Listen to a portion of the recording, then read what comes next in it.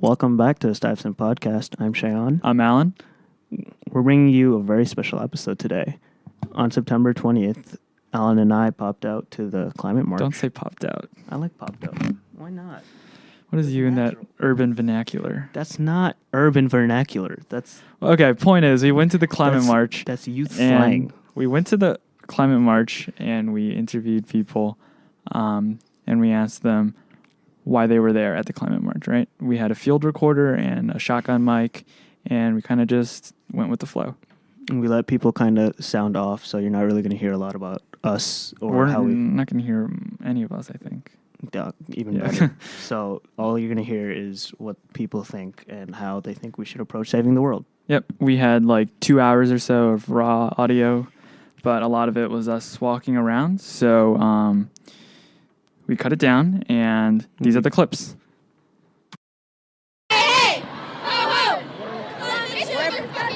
We're here to protest the government's lack of action and the UN's lack of action on the pressing issue of climate change. There are reports that by 2022, we will reach the point of no return. The point of no... What? I probably reached it. Like a long time ago. Okay. Scientists are in a state of crisis right now because it's becoming clearer and clearer that what we're fearing right now most is inevitable, which is the destruction of our planet. I think 20 years from now, if none of us had come out here and we had said to ourselves, maybe if we had come out, instead of missing a few, instead of staying for at school for a few classes, then we would have regretted that decision. You know, you never know what will happen. And right now, it's assumed that there are going to be at least 2 million people at this march. So I think that there's a power in numbers. Communities of color, especially Black, Indigenous, and people of color communities, are the ones that are impacted most by climate change. Whether it's like air quality, it's going to be worse in, for example, South Bronx or parts of Queens, just poor areas, or stuff like access to clean water, for example, Flint, Michigan. And those are just a few examples. How do you think that happens? The money goes towards richer white communities because those are the people who have power and who have the money to pay for that. And right now it's at least a little bit less. But let's say we run out of water, like clean water, or run out of places with clean air. People who can afford it are the ones who are going to get it, and everyone else is going to be left at the bottom. I think it is a political issue because the people who have the power to make that change are people in politics, government, and policy, governments and businesses, and governments aren't doing enough, even though we can do it. So, teshuvah is a Hebrew word that means turning and repentance. And those of us who run businesses, those of us who are elected officials, and regular people, if we reflect on what we're doing that's accelerating climate change, for some of us, we're going to change what we eat. For some of us, we're going to change how we travel. For some of us, we're going to change how we produce. And so we chose this sign because in the Jewish calendar, the New Year, what's called Rosh Hashanah, starts this coming Sunday. And that's traditionally a time when Jews look at their lives and say, how can I be a better person? And so in the Hebrew calendar, they claim to be counting from when God created the earth, but the year that's going to start on Sunday is 5,780. So all of us are committing ourselves that we will change our lives, our work, and put pressure on businesses, politicians, and the world. Because if we turn around now, we'll have a certain amount of climate change, but it'll be manageable. And we know that if we delay the turnaround, and not just in this country, in India, in China, in Brazil, because greenhouse gases that are emitted, it takes a number of years until they change the pH of the oceans and change the atmosphere. So let's say we all woke up 12 years from now. That would have already committed the globe to massive amounts of intense storms, environmental refugees. So this is the year that all of us are going to change. That's why we made this sign. Veganism encompasses a whole philosophy that animals are not here for us, for our use. In the way that black people are not here for white people, women are not here for men, animals are not here for humans. They have a right to exist on their own. They're not for us to eat, they're not for us to abuse, they're not for our entertainment, they're not for us to skin for coats, and we just believe in just leaving them alone. People think it's extreme, but basically our whole mantra is just leave them alone, which is really not extreme. It's just about living in peace with others. It's a very peaceful way of life. Animal agriculture is the number one cause of deforestation and greenhouse gases. It's the single worst factor in the destruction of the environment. It's horrible for the world. It's devilishly cruel and inhumane to the animals, and it's also bad for our health.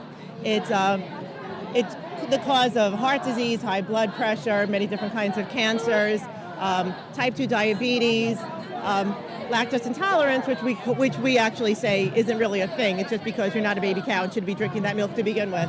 But it's an all-around evil thing that really needs to go. People need to go vegan and make the biggest impact they can for the world. You don't know? So who are the Young Democratic Socialists of America? So there's Big DSA, which is the Democratic Socialists of America, and they're all over. And then Young Democratic Socialists, like student contingents of it. So we're with that. What exactly is a Democratic Socialist? Do you want to take it, or should I go? So basically, we are the left-wing branch of the Democratic Party. We're behind people like Bernie Sanders, AOC, Julia Salazar. We're behind the Green New Deal. We want society to become a socialist society in the way that is possible right now. We don't want to achieve this through revolution, but through elections. So that's why we're democratic socialists. We basically want to achieve a state of welfare in this country, which means public health, public education, which would mean like free healthcare and education for everybody, better immigrant rights, protect people, protect workers, have a very big tax out corporations so they have to pay more money. And we basically want to address climate change not as an issue of only environment policies, but as an issue of system change, because we think that the reason of climate change is not just like a bad management of the environment, but capitalism in general. So we want to address capitalism as the factor behind climate change.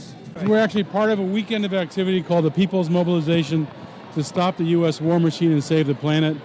We think you can't confront the climate crisis without confronting the military. That sign makes the point. The U.S. military equals 140 countries' fossil fuel pollution. And for a long time, the U.S. military has been excluded. It's incredible, amazing amount of waste in Air Force fuel. And of course, we're fighting these wars for oil. The whole regime change effort in Venezuela about oil. We've got to stop that. We got to realize oil's not the answer anymore. We got to make a break. We're not saying though you gotta cut the military, right? It's just you got to cut the military too. Oh, the whole thing? 75%. I mean, a large amount. Right now the military is more than $1 trillion in our discretionary spending. 65% of our discretionary spending. You're not going to have a Green New Deal or be able to confront the climate crisis with the funding that's needed if we're going to keep funding the military. We believe that businesses need to get involved, and therefore we're saying no business as usual. We have donated all of our advertising money this week to 350.org because we feel that the youth movement needs the microphone in order to have their voices heard. And we were very, very happy that the youth started calling upon businesses and adults to join. So that's the reason why we're here. I think a lot of things. First of all, look at plant-based products and diets instead of fossil fuel-based products and diets. And that's what our contribution is as Seventh Generation.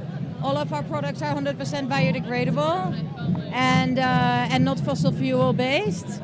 And secondly, individual contributions, not eating red meat, recycling, using the right products and using your money to make the right decisions. And I think that pipelines are wreaking havoc across not only the country but the world, and we have to stop them. They're destroying the water table. They all leak. You know, it's not a question of if they'll leak, but when and where. And they seep into the ground and then therefore into the groundwater. And then they get into the rivers and lakes and end up in the oceans and streams. They pollute the air. It's very dangerous. And the continued effort to build gas pipelines, especially in New York, is not for the purpose of providing fracked gas to New York, but in fact to sell it to Europe where it's very profitable. And so people are being told that this is for their benefit, but they're trying to build pipelines across farmland.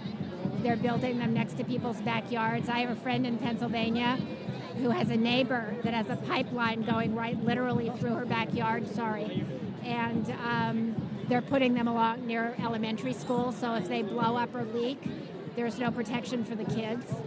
And they're very dangerous. And fracked gas is a serious health hazard. It literally is already killing people. It gets into the air, it causes respiratory problems and neurological problems. It kills animals, it kills the land. It leaks, same problem. And one of the things they don't like to tell people is that the Marcellus Shale, which runs through both New York and Pennsylvania, has radon in it, right? And they keep telling people, oh, don't worry about the radon in your fracked gas because you can just open a window. But they forget that much of New York is what's called old law buildings.